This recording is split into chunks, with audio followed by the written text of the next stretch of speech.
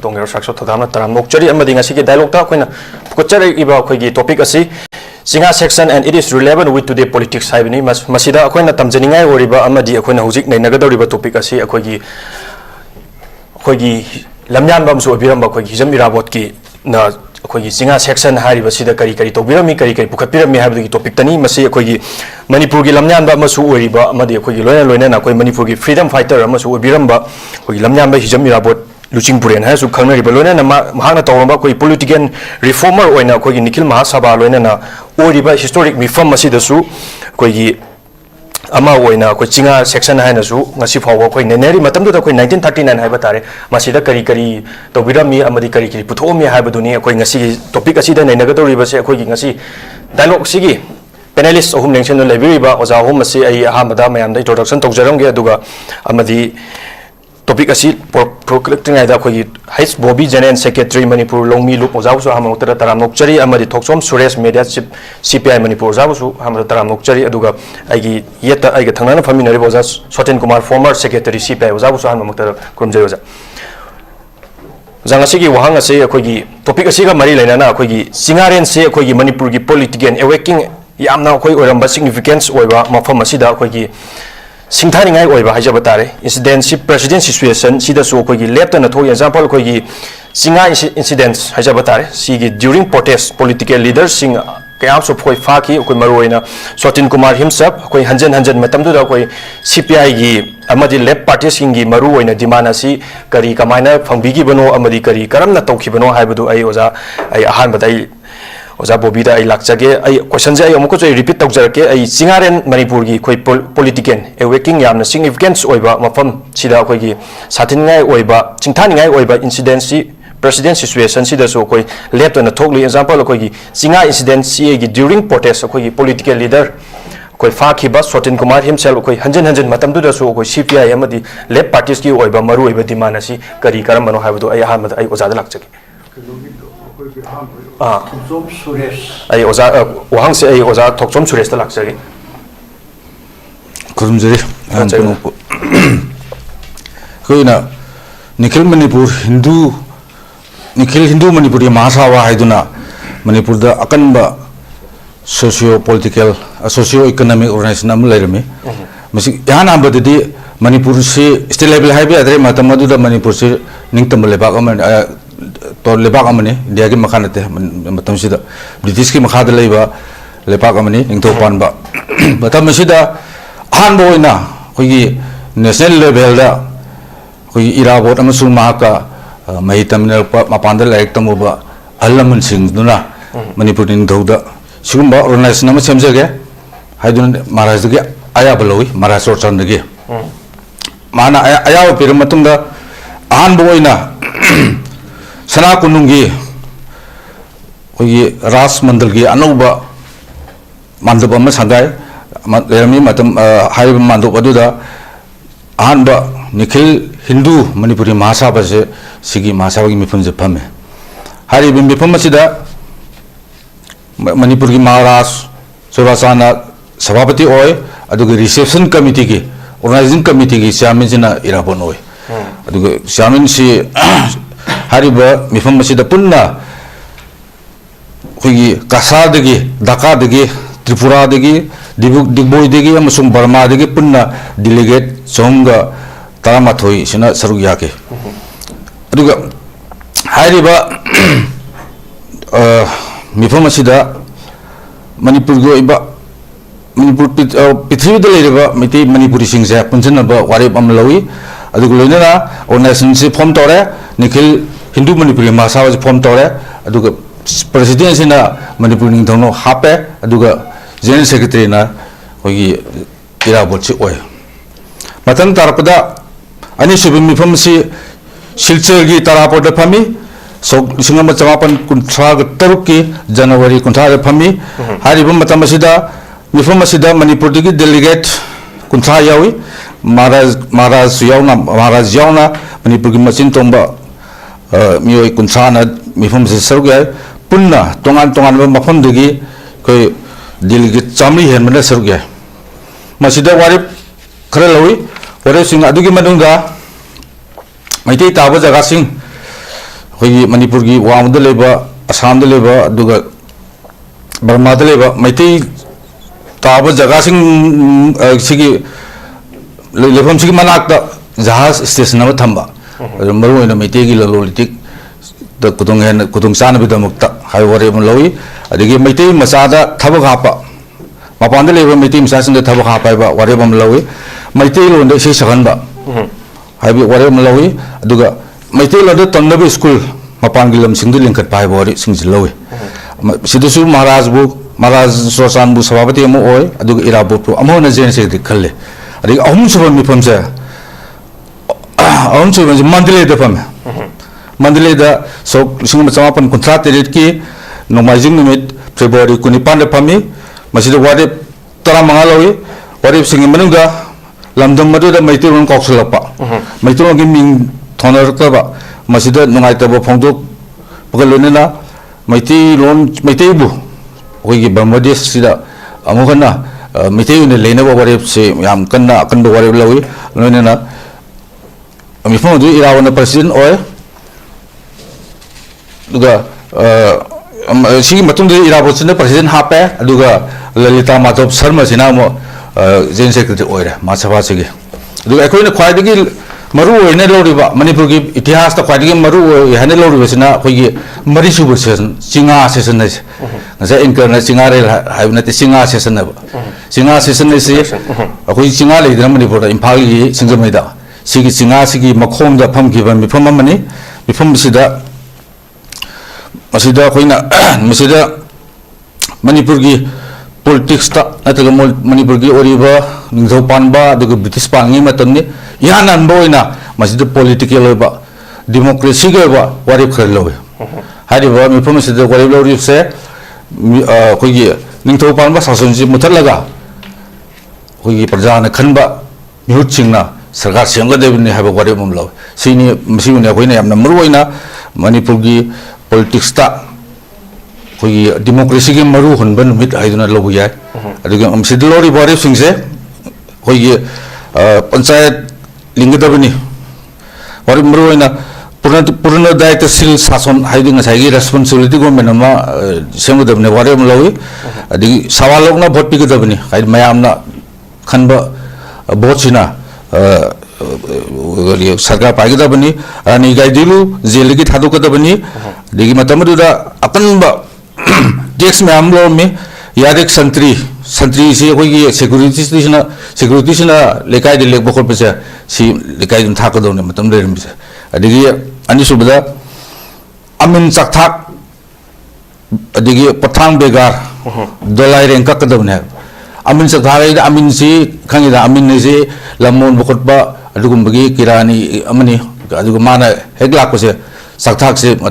ꯄꯤꯒꯗꯕ ꯂꯩꯀꯥꯏꯗꯨꯅ ꯅꯠꯇ꯭ꯔꯒ ꯏꯃꯨꯡꯗꯨꯅ ꯃꯁꯤ ꯀꯣꯛꯀꯗꯕꯅꯤ ꯍꯥꯏꯕ ꯑꯗꯒꯤ ꯄꯣꯊꯥꯡ ꯕꯦꯒꯥꯔ ꯄꯣꯠ ꯆꯩ ꯄꯨꯊꯣꯛ ꯄꯨꯁꯤꯟ ꯑꯗꯒꯤ ꯗꯣꯂꯥꯏꯔꯦꯡ ꯁꯤ ꯃꯁꯤ ꯀꯛꯀꯗꯕꯅꯤ ꯑꯗꯒꯤ ꯗꯣꯂꯥꯏꯔꯦꯡꯒꯤ ꯆꯠꯅꯕꯤꯁꯤ ꯀꯛꯀꯗꯕꯅꯤ ꯂꯧꯃꯤꯁꯤꯡꯗ ꯏꯊꯩ ꯂꯧꯈꯣꯡ ꯁꯦꯝꯒꯗꯕꯅꯤ ꯂꯧꯃꯤꯁꯤꯡꯒꯤꯗꯃꯛꯇ ꯄꯇꯥ ꯃꯅꯨꯡꯗ ꯍꯧꯕ ꯇꯦꯔꯥ ꯄꯥꯝꯕꯤ ꯑꯃꯁꯨꯡ ꯑꯇꯩ ꯎ ꯄꯥꯝꯕꯤꯒꯤ ꯃꯍꯩꯗꯣ ꯄꯇꯥ ꯃꯅꯨꯡꯗ ꯂꯩꯕ ꯃꯄꯨꯗꯨꯅ ꯐꯪꯒꯗꯕꯅꯦꯕ ꯃꯁꯤ ꯃꯃꯥꯡꯗꯗꯤ ꯃꯁꯤ ꯅꯤꯡꯊꯧꯒꯤ ꯂꯝꯅꯤ ꯅꯤꯡꯊꯧꯒꯤ ꯂꯝꯅꯤꯅ ꯑꯩꯒꯤ ꯂꯝꯁꯤꯗ ꯇꯦꯔꯥ ꯄꯥꯝꯕꯤ ꯍꯧꯔꯒꯁꯨ ꯑꯩꯅ ꯌꯥꯟꯕ ꯌꯥꯗꯕ ꯅꯤꯡꯊꯧꯒꯤ ꯑꯌꯥꯕ ꯌꯥꯎꯗꯅ ꯑꯗꯨꯒꯨꯝꯕ ꯂꯩꯔꯝꯕꯅꯤ ꯂꯣꯏꯅꯅ ꯈꯦꯋꯥ ꯁꯦꯟꯒꯥꯏ ꯀꯛꯀꯗꯕꯅꯤ ꯈꯦꯋꯥ ꯁꯦꯟꯒꯥꯏ ꯀꯛꯀꯗꯕꯅꯤ ꯍꯥꯏꯕꯗꯤ ꯑꯍꯥꯟꯕꯗ ꯃꯅꯤꯄꯨꯔꯁꯦ ꯂꯝꯕꯤ ꯊꯣꯡ ꯂꯩꯔꯝꯗꯦ ꯇꯨꯔꯦꯟꯗ ꯑꯩꯈꯣꯏꯒꯤ ꯍꯤ ꯍꯣꯜꯂꯒ ꯆꯠꯄ ꯃꯇꯝꯅꯦꯕ ꯃꯁꯤ ꯇꯦꯛꯁ ꯂꯧꯔꯝꯃꯤ ꯃꯗꯨ ꯀꯛꯀꯗꯕꯅꯤ ꯍꯥꯏꯕ ꯋꯥꯔꯦꯞ ꯂꯧꯏ ꯂꯣꯏꯅꯅ ꯈ꯭ꯋꯥꯏꯗꯒꯤ ꯃꯔꯨꯑꯣꯏꯕ ꯃꯣꯗꯔꯟ ꯏꯖꯨꯀꯦꯁꯟ ꯂꯩꯀꯥꯏ ꯈꯨꯗꯤꯡꯃꯛꯇ ꯈꯨꯡꯒꯪ ꯈꯨꯗꯤꯡꯃꯛꯇ ꯁ꯭ꯀꯨꯜ ꯂꯤꯡꯒꯗꯕꯅꯤ ꯍꯥꯏꯕ ꯃꯔꯨꯑꯣꯏꯕ ꯋꯥꯔꯦꯞꯁꯤ ꯂꯧꯏ ꯃꯔꯝ ꯑꯗꯨꯅꯅꯦ ꯑꯩꯈꯣꯏꯅ ꯁꯤꯒꯤ ꯃꯔꯤꯁꯨꯕ ꯁꯦꯁꯟ ꯆꯤꯡꯉꯥ ꯁꯦꯁꯟ ꯑꯁꯤ ꯌꯥꯝꯅ ꯃꯔꯨꯑꯣꯏꯕ ꯃꯅꯤꯄꯨꯔꯒꯤ ꯄꯣꯂꯤꯇꯤꯛꯁꯇ ꯌꯥꯝꯅ ꯃꯔꯨꯑꯣꯏꯕ ꯃꯤꯐꯝ ꯑꯃꯅꯤ ꯍꯥꯏꯅ ꯂꯧꯔꯤꯕꯁꯤ ꯊꯥꯒꯠꯆꯔꯤ ꯑꯣꯖꯥ ꯑꯍꯥꯟꯕ ꯔꯥꯎꯟꯁꯦ ꯑꯩ ꯑꯣꯖꯥꯅꯁꯨ ꯌꯥꯝ ꯐꯖꯅ ꯈꯨꯝꯕꯤꯔꯤ ꯑꯗꯨꯒ ꯑꯩ ꯑꯣꯖꯥ ꯃꯗꯨꯗ ꯑꯩꯈꯣꯏꯅ ꯍꯤꯖꯝ ꯏꯔꯥꯕꯣꯠꯅ ꯃꯇꯝꯗꯨꯗ ꯑꯩꯈꯣꯏ ꯂꯨꯆꯤꯡ ꯄꯨꯔꯦꯟ ꯑꯣꯏꯔꯤꯉꯩꯗꯀꯣ ꯃꯇꯝꯗꯨꯗ ꯆꯠꯅꯔꯝꯕ ꯑꯩꯈꯣꯏꯒꯤ ꯑꯦꯂꯦꯛꯁꯟ ꯇꯧꯕꯗ ꯀꯔꯝꯕ ꯅꯤꯇꯤ ꯅꯤꯌꯣꯝ ꯆꯠꯂꯝꯃꯤ ꯑꯃꯗꯤ ꯌꯥꯝ ꯁꯦꯡꯅ ꯇꯧꯔꯝꯕ ꯃꯇꯝꯗꯨꯗ ꯇꯧꯔꯝꯃꯤꯗꯨꯒ ꯍꯧꯖꯤꯛ ꯍꯧꯖꯤꯛ ꯑꯣꯏꯔꯤꯕ ꯁꯤꯆꯨꯋꯦꯁꯟꯒꯤ ꯑꯩꯈꯣꯏꯒꯤ ꯑꯦꯂꯦꯛꯁꯟ ꯈꯨꯇꯧꯁꯤꯒ ꯃꯁꯤꯗ ꯈꯦꯠꯅꯔꯤꯁꯦ ꯀꯌꯥꯝ ꯌꯥꯝꯅ ꯑꯩꯈꯣꯏ ꯗꯤꯐ꯭ꯔꯦꯟ ꯑꯣꯏꯕꯅꯣ ꯑꯃꯇꯪ ꯃꯗꯨ ꯀꯩꯅꯣꯅꯤ ꯁꯤ ꯋꯥꯁꯤꯡ ꯑꯩꯈꯣꯏꯅ ꯗꯤꯃꯥꯟ ꯇꯧꯕꯒꯤ ꯋꯥꯅꯤ ꯏꯂꯦꯛꯁꯟ ꯇꯧꯗꯦ ꯃꯁꯤꯅ ꯑꯩꯈꯣꯏꯅ ꯗꯤꯃꯥꯟ ꯇꯧ ꯗꯦꯃꯣꯀ꯭ꯔꯦꯁꯤꯒꯤ ꯃꯔꯨ ꯍꯨꯟꯕ ꯍꯥꯏꯗꯣ ꯗꯦꯃꯣꯀ꯭ꯔꯦꯁꯤ ꯇꯧꯒꯗꯕꯅꯤ ꯏꯂꯦꯛꯁꯟ ꯇꯧꯒꯗꯕꯅꯤ ꯍꯥꯏꯕꯁꯦ ꯃꯁꯤ ꯁꯣꯛ 1990 निफुग निफु तरीका इंडिया से मणिपुर से ब्रिटिश ने थादो में मतुंगा मणिपुर की ओइना इलेक्शन में तवे इराबोरी लेप अदुना तांगा कुम लेखरे अदु फाउडी सेंग तौरी हाय तार ओके थकत जजा आई मथंग से राउंड दंग लाक्चगे अदुगा आई मयाई तंगन फंबी ओजा अखोगी हेस बॉबी जनरल सेक्रेटरी मणिपुर लो कन लोमिलुप बॉबीदा आई ओजागा लाक्चगे हामगी क्वेश्चन अखोई ओजादा हंगबीगिबा अखोई सिंगारेन से अखोई मणिपुर की पॉलिटिकल कोई अवेकिंग याम सिग्निफिकेंस होइबा मफम असिदसो कोई सिंथानिंगाई होइबा इंसिडेंटली कोई प्रेजेंट सिचुएशन सिदसो कोई लेप्टन थोकी कोई सिंगा सि दसो कोई ड्यूरिंग प्रोटेस्ट पॉलिटिकल की कोई जिफागिबा क्यामसु लेइ मसि हामबो होइना उजागी मोट तो थम्बियो समय मसीगा सिसिमक सिंगा से सलेब में फमरो मसीगी दिसंबर कुंठासनी मतमर के सोली सिंगा समापन कुंठानी पानी मसी याम टर्निंग पॉइंट अमनी only Manipur and Indian history.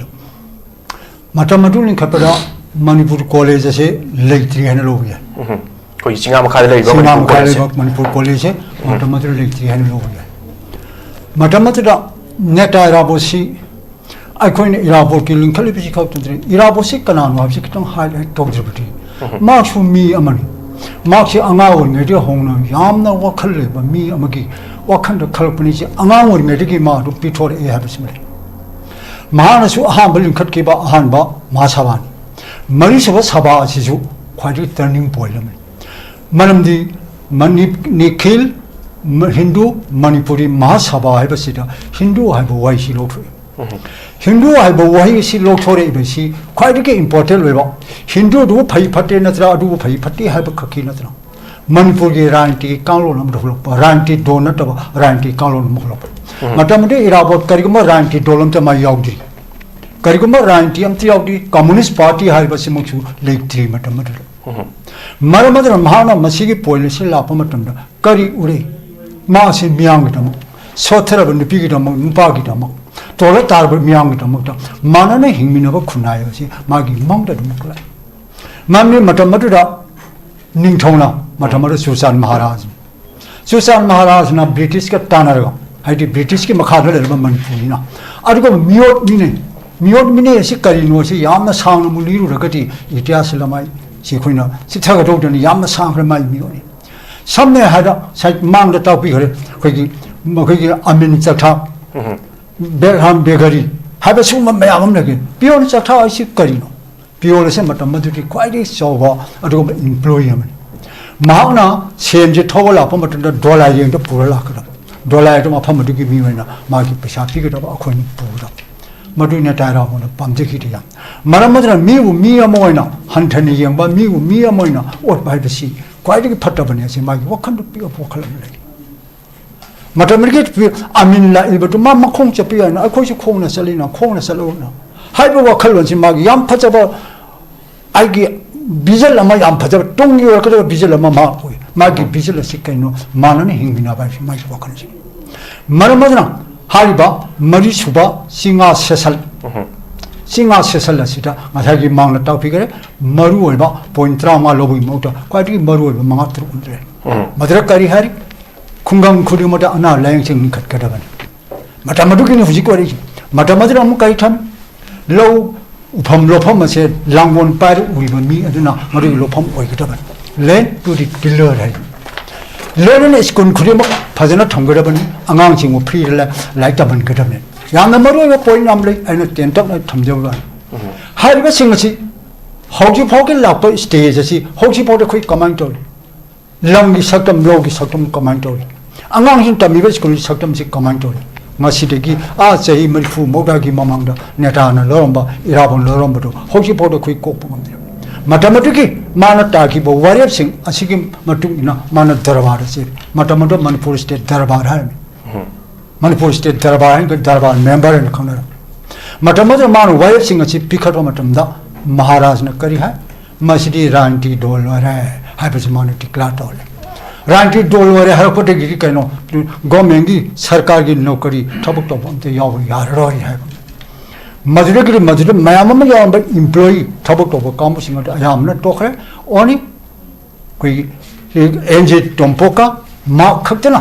하리바 시기 멤버 오진 레호레 아테이디 로이나 토크레 마디데기디 마니푸르 시수에 살라말라레 라인티 돌레레 마라마데 힌두 마사바시 야부 쿠리마세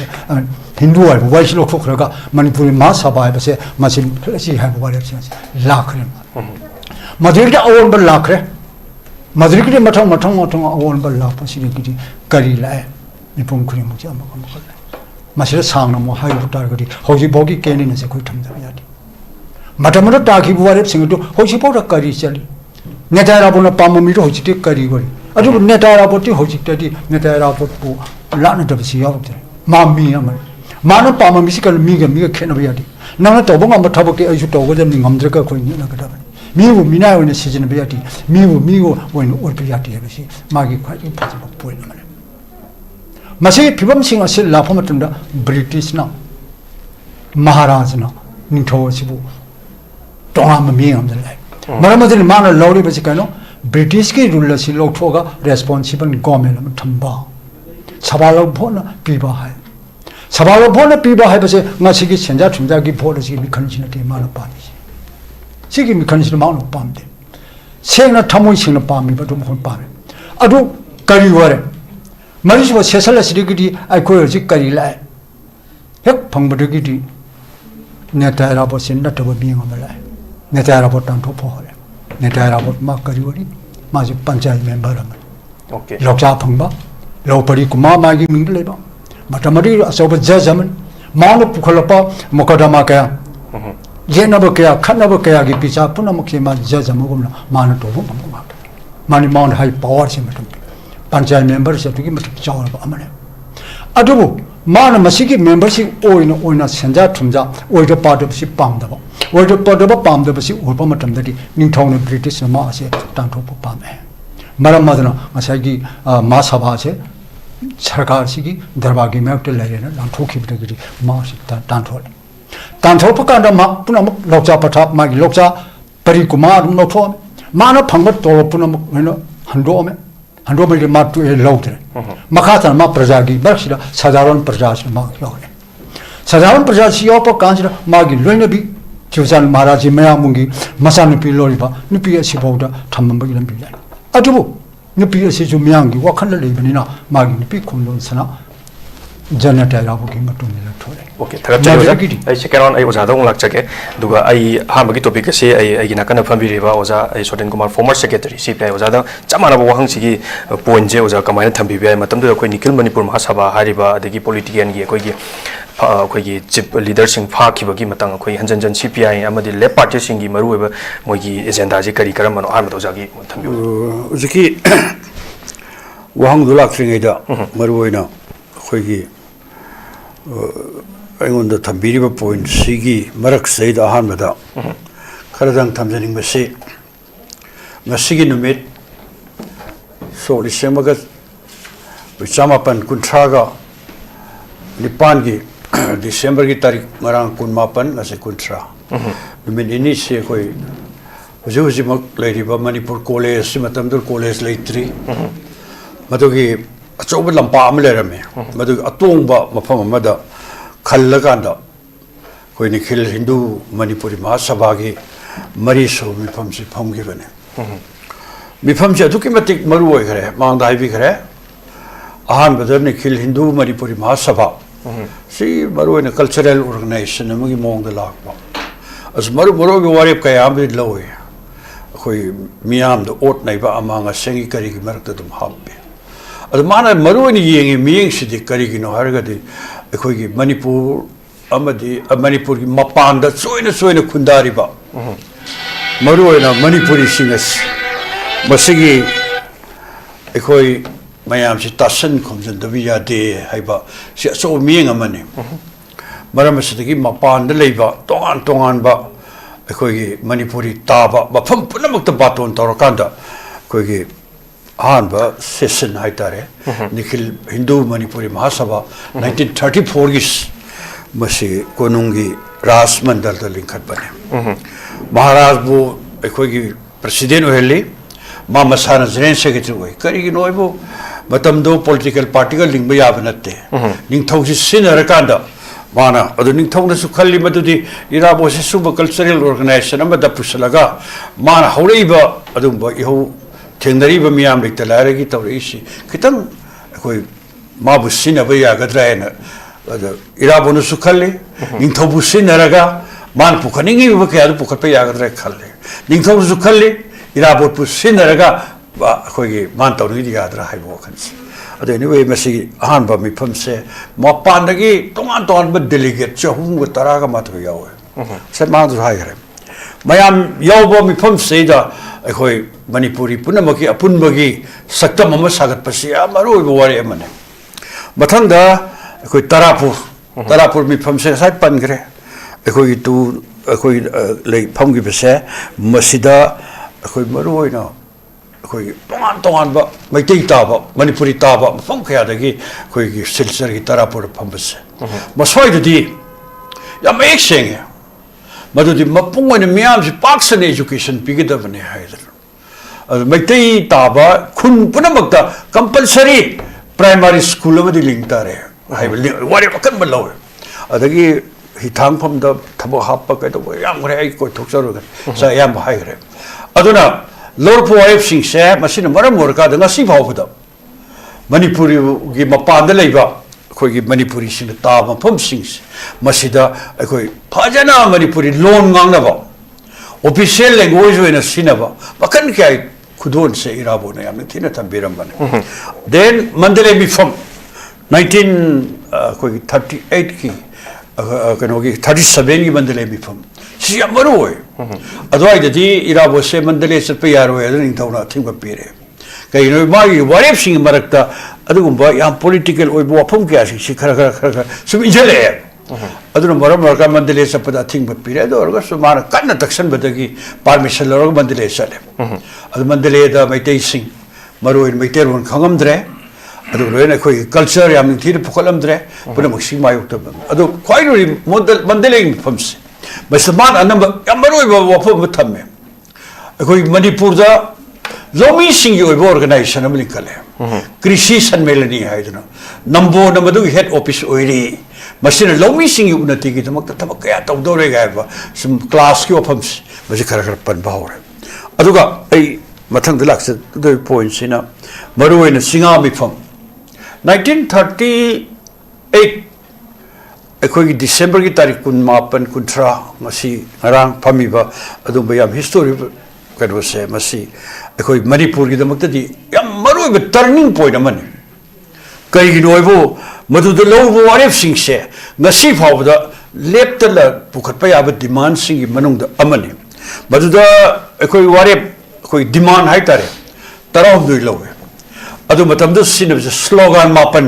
लवे डिमांड तराम दो जुमन दो यावरी से मणिपुर दा पूर्ण दायित्वशील सासोलिंगदबने ngasi tori mongsa te ko yamna full pledged oiba yam thongna leiba maringjen leiba adugumba akhoi isana isagi lengak sabada akhoi na yamni thina hojik to center gi depend taroga to nataba adum akhoi na akhoi isagi sab sab lengak lonama badugi number 1 yamro poila mane adure matam du ningthau pan bani british colony rule makha dani aduna akhoi sabalak vote torkanda mifam mikhal toroga badu miyam gi sasolingadam habi atati matam ningthau sarkar pairi makokne badu lokthoga miyam mikhana adumba sasolingo haibisima yam pungoi bane adagi khungam khuding do panchayat nasi panchayat election gai tawredna jila parishad election municipal council election matamdu irabona kanna lobo ware ku no da amane adu le khungam punamata school si amaro education ba yamari ne ba khungam punamata schooling bogi ware adu le ne free and compulsory matamdu da le po ware se ji pauda koi bharot engak na manipur state na adu free and compulsory education gi ware si lobo ngamdri ba koi bharot da ji laila shu haita ba se more than 60 crore hin le पृथ्वी द ख्वाइदगी मसिंग यामना लाइक हैतबा हाइब लेपाक सिंग दुगी मनुंग भारत से अमने अदु मतम 1930 गा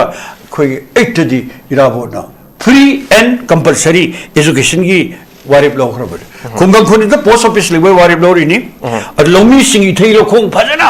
ꯁꯦꯝꯕꯤꯗꯅ ꯂꯧꯃꯤꯁꯤꯡꯒꯤ ꯍꯦꯟꯅ ꯈꯨꯗꯣꯡꯆꯥꯕꯒꯤ ꯋꯥꯔꯦꯞ ꯀꯌꯥꯁꯤ ꯂꯧꯔꯤꯅꯤ ꯑꯗꯩ ꯁꯝꯖꯤꯟꯖꯒꯦ ꯑꯗꯨ ꯌꯥꯝ ꯃꯔꯨꯑꯣꯏꯕ ꯑꯃꯅ ꯂꯥꯡꯒꯣꯜ ꯌꯥꯟꯕꯅ ꯂꯧꯒꯤ ꯃꯄꯨ ꯑꯣꯏꯒꯗꯕꯅꯤ ꯍꯥꯏꯕ ꯂꯧꯃꯤꯅ ꯂꯧꯒꯤ ꯃꯄꯨ ꯁꯤꯟꯃꯤꯅ ꯁꯤꯟꯁꯪꯒꯤ ꯃꯄꯨ ꯁꯤꯒꯤ ꯇꯥꯏꯞ ꯃꯥ ꯋꯥꯔꯦꯞꯇꯨ ꯃꯇꯝꯗꯨꯗ ꯂꯧꯔꯦꯕ ꯑꯗꯨꯒ ꯂꯣꯏꯅꯅ ꯂꯧꯒꯤ ꯈꯖꯅꯥꯁꯨ ꯃꯇꯝ ꯂꯨꯄꯥ 23 ꯑꯣꯏꯔꯝꯃꯦ ꯆꯍꯤꯒꯤ ꯑꯗꯨ ꯌꯥꯔꯣꯏ ꯃꯗꯨ ꯂꯨꯄꯥ 6 ꯍꯟꯊꯒꯗꯕꯅꯦꯅ ꯑꯗꯨꯒ ꯆꯤꯡ ꯄꯥꯠ ꯇꯨꯔꯦꯟ ꯀꯔꯤ ꯀꯔꯥ ꯂꯤꯂꯥꯝꯁꯦ ꯃꯇꯝꯗꯨꯗ ꯅꯤꯡꯊꯧꯅ ꯄꯪꯇꯧꯗ ꯇꯧꯔꯝꯃꯦꯕ ꯃꯗꯨ ꯇꯧꯕ ꯌꯥꯔꯣꯏ ꯍꯥꯏꯅ ꯋꯥꯔꯦꯞ ꯑꯀꯟꯕ ꯂꯧꯋꯤ ꯑꯗꯨꯒ ꯆꯤꯡꯇꯝ ꯃꯇꯝꯗꯨꯗ ꯀꯣ ꯉꯁꯤ ꯕꯐꯔ ꯖꯣꯟꯒ ꯍꯥꯏꯔꯒ ꯍꯧꯖꯤꯛꯀꯤ ꯃꯇꯝꯗꯨꯒꯤ ꯁꯥꯁꯣꯟꯁꯤ ꯌꯥꯝ ꯃꯔꯨꯑꯣꯏꯕ ꯋꯥꯔꯦꯞ ꯑꯃꯅꯤ ꯆꯤꯡꯗꯅ ꯅꯤꯡꯊꯧꯅ ꯁꯥꯁꯣꯟ ꯇꯧꯕ ꯁꯣꯔꯤ ꯕ꯭ꯔꯤꯇꯤꯁꯅ ꯁꯥꯁꯣꯟ ꯇꯧꯕ ꯇꯝꯗꯅ ꯅꯤꯡꯊꯧꯒꯤ ꯁꯥꯁꯣꯟꯒꯤ ꯃꯈꯥꯗ ꯃꯤꯌꯥꯝꯁꯤ ꯑꯣꯠꯅꯔꯒ ꯃꯈꯜ ꯀꯌꯥꯒꯤ ꯈꯖꯅꯥ ꯑꯃꯥꯡ ꯑꯁꯦ ꯑꯗꯨꯗ ꯇꯧꯔꯒ ꯃꯤꯌꯥꯝꯗ ꯑꯣꯠꯅꯔꯒ ꯄꯥꯟꯕ ꯁꯥꯁꯣꯟꯒꯤ ꯃꯇꯝꯅꯦꯕ ꯑꯗꯨ ꯏꯔꯥꯕꯣꯠ ꯂꯧꯔꯛꯏꯕ ꯋꯥꯔꯦꯞꯁꯦ ꯃꯁꯤ ꯆꯤꯡꯇꯝꯒꯤ ꯁꯥꯁꯣꯟꯁꯤ ꯄꯨꯟꯒꯗꯕꯅꯤ ꯍꯥꯏꯕꯁꯤꯅꯦꯕ ꯍꯧꯖꯤꯛꯀꯤ ꯕꯐꯔ ꯖꯣꯟ ꯀꯥꯏꯅ ꯇꯧꯔꯒ ꯆꯤꯡꯗꯅ ꯍꯣꯝ ꯃꯤꯅꯤꯁꯇꯔꯅ ꯇꯧꯔꯒꯦ ꯁ꯭ꯋꯥꯏꯗꯅ ꯀꯣ ꯕꯤꯔꯦꯟꯅꯒ ꯇꯧꯔꯣ ꯀꯥꯏꯅ ꯇꯧꯕꯤ ꯇꯥꯏꯞꯇꯣ ꯍꯧꯖꯤꯛꯁꯨ ꯃꯗꯨꯒꯤ ꯃꯑꯣꯡꯗꯣ ꯑꯗꯨꯝ ꯇꯧꯔꯤꯁꯦ ꯑꯗꯨꯒ ꯂꯣꯏꯅꯅ ꯆꯤꯡꯒ ꯇꯝꯒ ꯁꯥꯁꯣꯟ ꯄꯨꯟꯕꯒꯤ ꯋꯥꯁꯤ ꯑꯗꯨꯒ ꯃꯇꯝꯗꯨꯗ ꯔꯥꯅꯤ ꯒꯥꯏꯗꯦꯟꯂꯤꯁꯤ ꯐꯥꯔꯒ ꯖꯦꯜꯗ ꯊꯝꯃꯦ ꯔꯥꯅꯤ ꯒꯥꯏꯗꯦꯟꯂꯤ ꯃꯔꯨꯑꯣꯏꯅ ꯐ꯭रीडम ꯃꯨꯚꯃꯦꯟꯠꯒꯤ ꯃꯄꯨꯡ ꯑꯣꯏꯕ ꯀꯩꯅꯣ ꯑꯃꯅꯤ ꯃꯥꯁꯤ ꯐꯥꯔꯒ ꯖꯦꯜ ꯂꯩ ꯑꯗꯩꯗ ꯃꯥ ꯊꯥꯗꯣꯛꯀꯗꯕꯅꯤ ꯍꯥꯏꯅ ꯑꯀꯟꯕ ꯋꯥꯔꯦꯞ ꯂꯧꯋꯦꯕ ꯁꯤꯅ ꯗꯤꯃꯥꯟ 19ꯅꯤ ꯑꯗꯨ ꯑꯅꯗꯔ ꯗꯤꯃꯥꯟ ꯅꯠꯇꯕ ꯑꯩꯈꯣꯏꯒꯤ ꯁ꯭ꯂꯣꯒꯥꯟ ꯍꯥꯏꯕ ꯃꯇꯝ ꯁꯤꯖꯤꯟꯅꯔꯤꯁꯦ ꯃꯤꯌꯥꯝꯒꯤ ꯈꯣꯜꯂꯥꯎꯁꯦ ꯃꯇꯝ ꯄꯨꯝꯅꯃꯛꯇ ꯑꯟꯗꯂꯣꯟꯗ ꯇꯧꯕ ꯃꯇꯝꯗ ꯁꯤꯒꯤ ꯗꯤꯃꯥꯟꯁꯤꯡꯁꯦ ꯑꯩꯈꯣꯏ ꯄꯨꯈꯠ ꯇꯥꯔꯦ ꯒꯥꯏꯅ ꯇꯧꯕ ꯑꯗꯨꯒꯨꯝꯕ ꯁ꯭ꯂꯣꯒꯥꯟ ꯑꯩꯈꯣꯏꯒꯤ ꯀꯩꯅꯣꯒꯤ ꯀꯩꯅꯣꯃ ꯑꯩꯈꯣꯏꯒꯤ ꯃꯥꯄꯜ ꯑꯃ ꯂꯧꯏ ꯃꯗꯨꯗꯤ ꯂꯧꯃꯤꯒꯤꯗꯒꯤ ꯂꯧ ꯁꯠꯄ ꯌꯥꯔꯣꯏ ꯂꯧꯔꯤꯕ ꯂꯧꯃꯤꯗꯣ ꯃꯗꯨꯗꯒꯤ ꯍꯦꯛꯇ ꯅꯪ ꯂꯧꯕ ꯌꯥꯔꯣꯏ ꯁꯠꯂꯦ ꯒꯥꯏ ꯌꯥꯔꯣꯏ ꯁꯤ ꯃꯇꯝꯗꯨꯒꯤ ꯋꯥꯔꯦꯞ ꯃꯇꯝꯗꯨꯗ ꯑꯩꯈꯣꯏꯒꯤ ꯍꯤꯖꯝ ꯅꯦꯇꯥꯖꯤ ꯌꯥꯕꯣꯠꯅꯀꯣ ꯑꯩꯈꯣꯏꯒꯤ ꯈꯨꯡꯒꯪ ꯈꯨꯗꯤꯡꯗ ꯑꯩꯈꯣꯏ ꯄ꯭ꯔꯥꯏꯃꯥꯔꯤ ꯁ꯭ꯀꯨꯜ ꯂꯤꯡꯒꯗꯕꯅꯤ ꯍꯥꯏꯅ ꯂꯥꯎꯊꯣꯛꯑꯝꯕꯁꯦ ꯃꯇꯝꯗꯨꯗ ꯀꯩꯒꯨꯝꯕ ꯂꯥꯎꯊꯣꯛꯑꯝꯃꯤꯕ ꯄꯣꯠꯁꯤꯅ ꯀꯩꯒꯨꯝꯕ ꯊꯕꯛ ꯑꯣꯏꯅ ꯑꯣꯟꯊꯣꯛꯑꯒ ꯂꯩꯔꯝꯕ ꯇꯥꯔꯒꯗꯤ ꯃꯇꯝꯗꯨꯗꯒꯤ ꯂꯩꯔꯛꯄ ꯄ꯭ꯔꯥꯏꯃꯥꯔꯤ ꯁ꯭ꯀꯨꯜꯁꯤꯅ ꯍꯧꯖꯤꯛ ꯐꯥꯎꯕꯗ ꯑꯩꯈꯣꯏ ꯈꯨꯡꯒꯪ ꯂꯣꯏꯖꯤꯡ ꯂꯣꯏꯌꯥꯗ ꯄ꯭ꯔꯥꯏꯃꯥꯔꯤ ꯁ꯭ꯀꯨꯜꯁꯤꯡꯁꯦ ꯂꯩꯔꯝꯕ ꯇꯥꯔꯒꯗꯤ ꯀꯌꯥꯃꯨꯛ ꯑꯍꯣꯡꯕ ꯆꯦꯟꯖꯦꯁ ꯂꯥꯛꯀꯅꯤ ꯁꯤꯗꯩꯗ ꯏꯔꯥꯕꯣꯠꯀꯤ ꯃꯤꯠꯌꯦꯡꯗꯤ ꯃꯤ ꯄꯨꯝꯅꯃꯛ ꯐ꯭री ꯑꯦꯟ ꯀꯝꯄꯜꯁꯔꯤ एजुकेशन ꯍꯥꯏꯔꯤꯁꯦ ꯃꯁꯤ ꯑꯩꯈꯣꯏ ꯂꯥꯏꯔꯤꯛ ꯂꯥꯏꯁꯨ ꯍꯩꯇꯕꯁꯦ ꯄꯥꯛꯇꯛꯅꯅ ꯀꯣꯍꯟꯕꯒꯤ ꯄ꯭ꯔꯣꯒ꯭ꯔꯥꯝ ꯑꯃꯅꯤ ꯃꯥꯅ ꯄꯨꯈꯠꯂꯤꯁꯦ ꯑꯗꯨꯅ ꯃꯔꯝ ꯑꯣꯏꯔꯀꯥꯟꯗ ꯑꯩꯈꯣꯏ ꯈꯨꯡꯒꯪ ꯄꯨꯝꯅꯃꯛꯇ ꯄ꯭ꯔꯥꯏꯃꯥꯔꯤ ꯁ꯭ꯀꯨꯜ ꯂꯤꯡꯕ ꯃꯗꯨ ꯂꯤꯡ ꯇꯥꯔꯒꯗꯤ ꯑꯩꯈꯣꯏꯒꯤ ꯀꯩꯅꯣꯁꯦ ꯃꯤꯌꯥꯝ ꯂꯥꯏꯔꯤꯛ ꯂꯥꯏꯁꯨ ꯍꯩꯇꯕꯒꯤ ꯑꯋꯥꯕꯁꯦ ꯌꯥꯝ ꯂꯥꯏꯅ ꯀꯣꯍꯟꯕ ꯌꯥꯅꯤ ꯁꯤ ꯃꯥꯅ ꯆꯞ ꯆꯥꯅ ꯐꯥꯎꯋꯦꯕ इवन माई तारापुर की सिलचर की मिफम लौब वारेप सिंह मरक्ता कन तौजद्रे मदद है अखोगी मपान मैतई खुंगंग सिंह मसैदा अखोई स्कूल से कंपलसरी लिंगदम सिने माना मुक माई भाषण है तारापुर मिफम सैद माई पॉलिटिकल स्पीच क्या है वो अखोई ओजा ओइबी यारब लाइलेसु हैरब अहल सिंह नारोन सिंह सिना नंग लेकाई मैतई ताबु खुन मयाम सिंह से मसैदा नंगी मांगोनी खंगदे अमनी खंगदे लाइफ तंबीबी याबदे मी तरा अम कुलम हेक्ता अंगांसिंग खोमजलकांदा लाइफ तंबीरो गाइस माई भाषण the हाइरिम अदुना Singh Sai my slogan मापन से यमरु ए पोसे मतमदुदा अखोगी संबाई से उतोंग मखन हुमद्रा निथोय अदुदा पसा सजलमेबा अदुमा हाइसे अखोई उतोंग हुपु मरीना संबाई सागदमने सिने अदु मथक्ता तोपमना अखोई यारेक संतरी न साइ हाइग्रे को अमिन नुमिन से लेप लापकान मीगी इमुंग मनुंग लेक्सलकान चाब थप लोई तौब नुपी अंगांग अरानब कारण तुरन तौब अदुन सिंब अदगिदि हेक नोंगाल अतोप खुनम चकान मोय पोरग सिंब लेखोम निरंग मरक्तुदा सी यारोय मुथलो गाइसे अकन ब केनो मने अदुग लोइना अखोई गी अमिन सिंगी चथा एना अमिन लाकान मोय साक्से पिजगदर मोय लेहन गदम सिगुंब मयाम सी यारोय हैना अदुग लोइना पोथांग बेगर तब याम साथी अमन साथोक चसिन तब तमदा अमिन लाकप कुप तव आई हाइजरी दुने मुझ पोरगनि पुरिस पोथांग बेगर्स मधु यारो गाइसी अदु पाट जंगल अदु प्रजागिनी मासुन ककदबनि गाइसी अदु लोइना कोइ चंदन सेंखाइने हम कलौर मतम त चंदोन थिनबगी सेंखाइ से निंथौगी कनोना सी कक्थलु गाइबा याम मरुब स्लोगन मापन मग लौर का पोखत पने अदु नाइना थमजनी कनोइबु हुजिक हाइ सिंगागी मिफम से मसिना लौर खि वारे मैम सिंह सी मसिना मणिपुर की मियाम तुमने मणिपुर की प्रजा मियाम पुनमुक से सिंगा मिफम से लौर को वारे सिना मरम वरकांदा मणिपुर की प्रजा पुनमुक से मिकअप थोड़े ऐ लुचिंगले इराबोट की मखादा मरुइना डिमांड क्या पुकतन लौमी की सिनमीगी अखोई लेत लारगी मयाम पुखलेने हायना मतम तक तक निंग अदुबो लाइबक थीरी दी अखोई आफ्टर 3 मंथ मुक लेरकान पुखली डिमांड सिंह से दरबार पिशन कांदा मधु पाखुम दु करे हरगे बो कोई निखिल मणिपुरी महासभा ओले निखिल हिंदू मणिपुरी महासभा दगे अदो गति निखिल मणिपुरी महासभा सिदी पॉलिटिकल ओइबो वयम के हम लोरमनिना बस योल कर्मचारी अमता मधु कोई लोग तोकदबनी नत्रगना मोय रिजाइन तोकदबनी हायरे ओके ओजा सेकेंड राउंड आई ओजा दong लाचगे मतमदुदा कोइना तारापुर मिफम 1930 दा कोइ जन नेताजी राबोना हाइखिबा कोइ खुंगम खुदिंगी लोजुंगा खुदिंगी कोइ प्राइमरी स्कूल थंगोदमने हाइबसी मतमदुदु कि चनारा पोरम तारगदि ngasi education system da कोइ सोथारिबसी सोथारमोय हाइबदुनि याम सेंगना हाजरबदा दुगा आई अनि सोबदा आई ओजा सुरेशता लाचगे ओजा हौजिक अखोइगी ओजा लेरिबा मणिपुर गी कोइ हौजुजिक ओरिबा पॉलिटिशियन गी खोंथांग अमदि मतमदुदा लौरंबा फिरेपसिंगी मतंग जेवदा करी कमायना येंबा याय क्याम खेनारपगे अहोंबा लापजे मतमदुदा चनारमजिगा हौजुजिक चनारिबा मतंगसिगा करी कमायना इंबिबा याय ओजा अनि सुबा राम थंबियोजा मसे मतमदुदि डिमांड तौरा इराबोन को using democratic system da election tawdabni aduga miyam vote kanggadabni haira adigi manipur se ahan boina india gi ma southeast asia da ahan boina election pangthoya 1948 ke kanu da september gi kanu election pangthoya adu irabo da lekha party se masi ju vote taruk ka irabo lekha communist party haide oi sik saba hai marona irabo na ana movement tawrei se इराबुजे खुंगंग दा अदिगी लोया दा लिजिंग लोया चलगा मासे organise Tawi loamy सिंगदा अदिगी सोथरबा society की मफन कांबु सिंगसि तमाना चलगा मासे organise Tawi अदु इंफाल मनुंग दा मासे organise तबु ngamde बरदि Imphal एबसिदी याइतोंग खमदोंबा अदिगी लोयाम सावा निंथोगी मिनाय mission लेबे जगानी अदु मासे हाइदरगा मासे बोर लेपि मागी पार्टी किसक सभा है अदु किसक सभा की मी मंगा काय अदुगा प्रजा शांति है मगा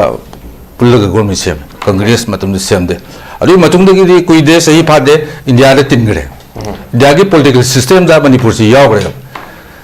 मतम दा सही लिसांग सिने निखा तंब मणिपुर से इंडिया दा तिल मतुंग दा मस्टर मतुंग दा 1949 की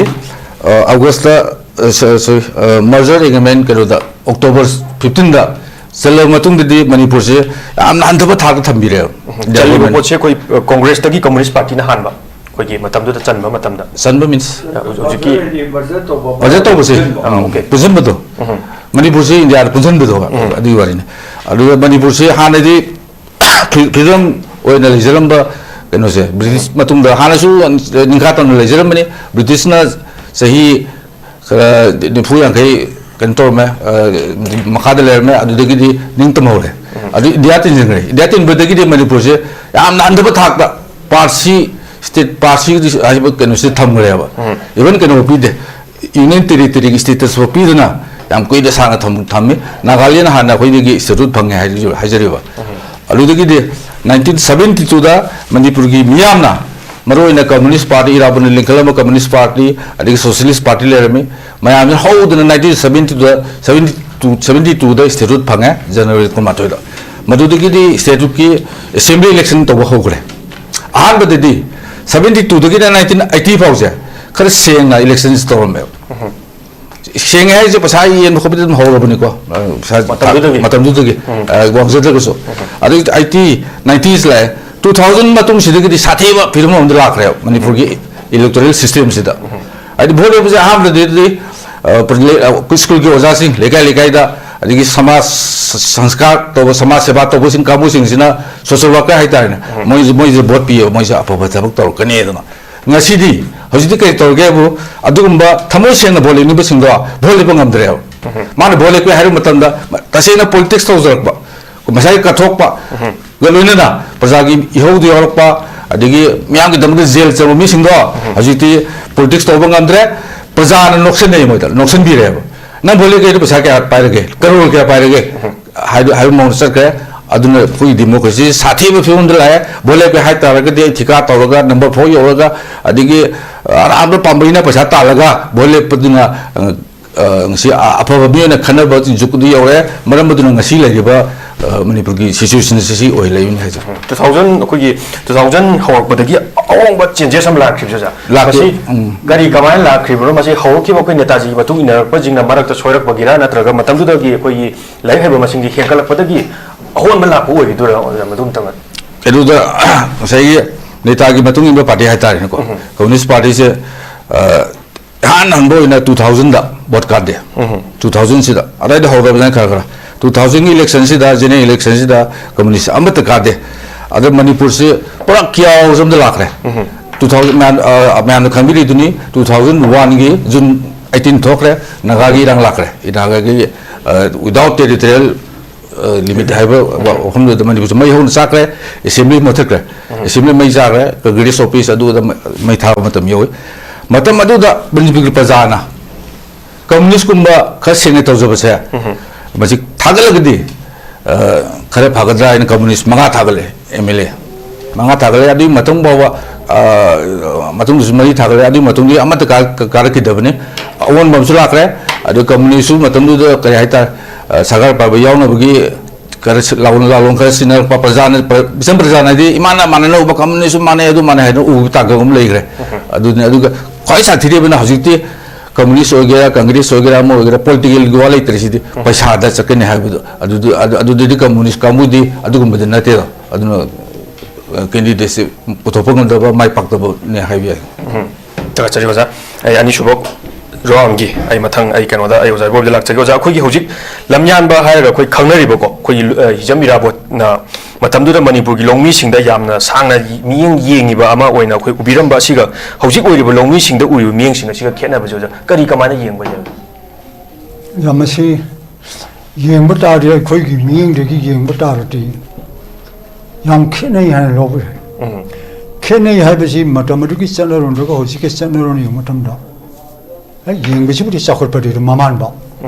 aruga wa badadi hojini heli han matam ko yeng na rubada matamadu ke na sakana bochat pangam de na khong na san hojini jibka mayam tong masin mapan thong ge extended view ni sakhol pan ngai ba hai bisi kali le ke si madu ke extended view ki ngai bi na te ji mama matamadu da irabona hairam bi bisi khwaidi maruina low kholi pa dra lamasi view 이태일 로콩 치무 혹 장반나 무도는 좀 사법 회망을 탐지가 말하자면 머리게 짜놓은도 호직들 레이브라 레이트 그러면은 그 탐지 파워 시기 포체기 마말 롱미스는 붙어야지 미니멈 서포트 프라이스 비거더니 미니멈 서포트 프라이스 비거더니 하이버가 머리를 내놔봐 파물로 어홈 호기버 2019기 그노티 차네 기바 마얌 싱어티 마욕다 안달론 도브더니 코기 로미 사트레케 양케 치르가 파므로 파라멘에 리필 도리 자고 파라멘에 여기 파므로 어홈 어디 리필 도기 브라 사트레케 양케 오마시 로미 시라고 맞다 마디로 과디 머로나 탐이지 미니멈 서포트 프라이즈 혹시 파우터 스틸 우리가 디마니 혹시 파우터 미니멈 서포트 프라이즈 코이노 따리가 마시다 수나테 레니 쿠이지션 액 집 파르머가 양마리 레나 봐 lomi har ga chokhay no mukhang ne mi matamama de lomi si lo pari am leba ba pari tara leba sangamam leba mi do adu khak ta farmer salami hauji te law leba lekta ba pun mu farmer singe karam kamu bo farmer sing ai gi hingjana ba gi damakta fishery farm am to jeri ba sab pedi le nekta ba fishery farm to do madu farmer sing ai gi pedi le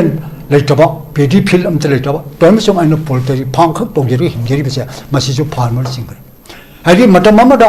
low level bi khakta farmer singamado hogi low level itaba agriculture ki line ta suri ba suppose aquaculture ising asigi yogna bo honor gi sing pirei ba mi sing sio lomi sing hajiri ba ri pambi masa nursery pambi thari ba myam sing si jo yol gi hingjeri ba jibika farmer sing re maramazna masina puthoi ba pot production puno mak sing ase minimum support price PO ha ba si ngasi bo still we are demanding this madu ngasi present government central government pidri matamatra thamgiba ithei lokong ai mata ngasi rai thamjege mayam semi nakong wagani akoi kuidri ngarang nahandang lockdown lip irrigation scheme gi high kene si kuki gi singya parini masina akoi gi kharapan bisnupur district ki bispur machingi majri gi high kene hek horopati gi na ngayamang khulbau to khon sachaba matam punamak no phulle high kene asina piga daba low pari lising taragi mathakta double cropping even triple cropping bo piga do polamne madu punamak lambi do phulle masi quite wondered Masih saya tahu kuni memang ada lift irrigation project, ama lokta project ki scheme makada, hodo kiro proses itu, pura totally fail wera. Mami kenen bau late hai basi ure. Kau na hamjar ure, horapang kharapang kita masih kenen late na. Why mati khara dille, kenen tu pukhi wena le. Mati khara sama ada kaithen mami ki makha magai ki siji pura hingol wera, fuljillaga hangam tha wera, yum sa wera, project sa wera.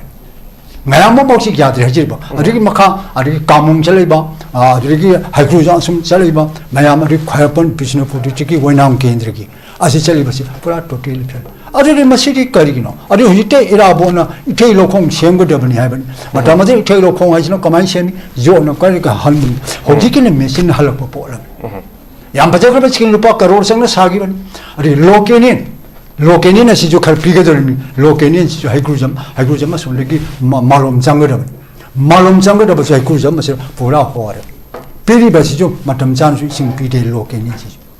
ajo gidi masi legi chahi yang kai chahi humdrai matatan so disang masama pun kuntra ni pangi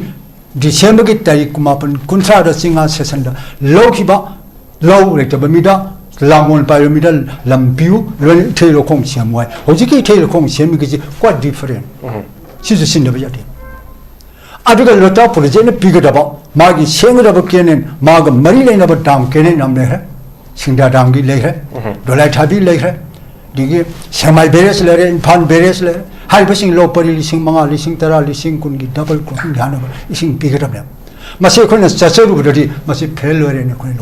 matamdu yamna fajana leiramba ama oiramba hojikina amuk yamna ithelo khong ati budai jarak tabje koi laila shu heba mi masing henkalakpa adagi phata haudi langthokpana maram oirapadi thenkalaba oidoribra natraga koi gi pollution yam khalapadi oidoribra adum da masidi population na sunate aduga phata haudi ngabul sunate sengdokataba aduga system amaki makhada senggadaba mapu hojde haga sarkar haidar system soibagi oibo system asi soibirani system asi soiba khaptana sunate system na sumna seme mandi high kenen seme low pin quite best policy low kenen seme quite